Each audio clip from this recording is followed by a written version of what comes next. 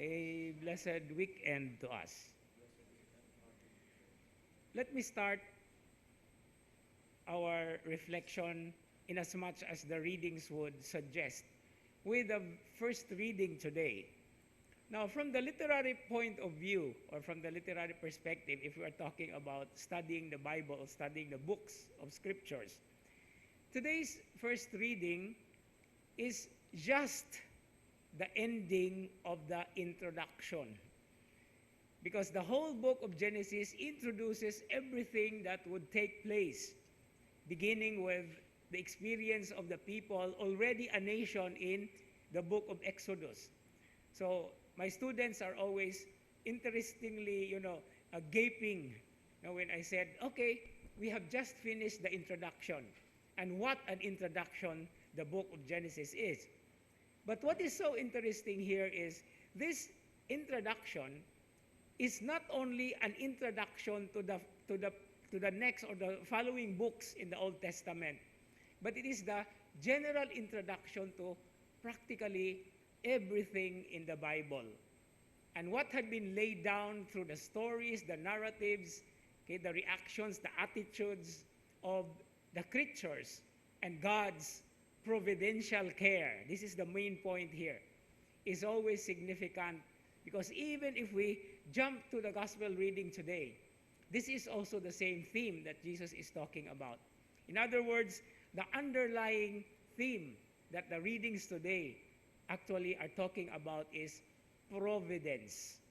Now, I remember as a new student when I was studying abroad in Italy, one of the first sayings I learned is, Dio vede e provvede.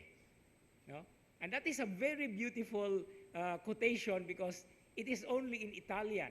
No, you have the word vede, which is see, no, God sees, and provvede, provides.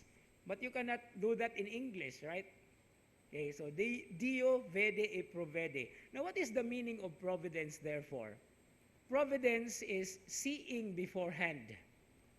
So just as He sees us right now, God also sees in the future. That's the reason why He is omniscient.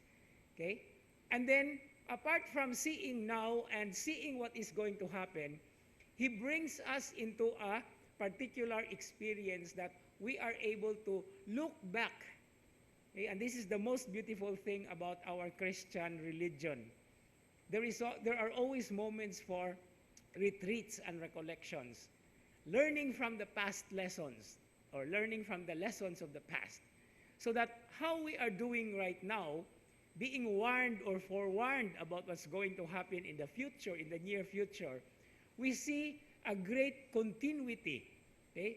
A golden strand of God, of God's care and providential love for all of us. No? And this is one interesting thing about how the book of Genesis ended.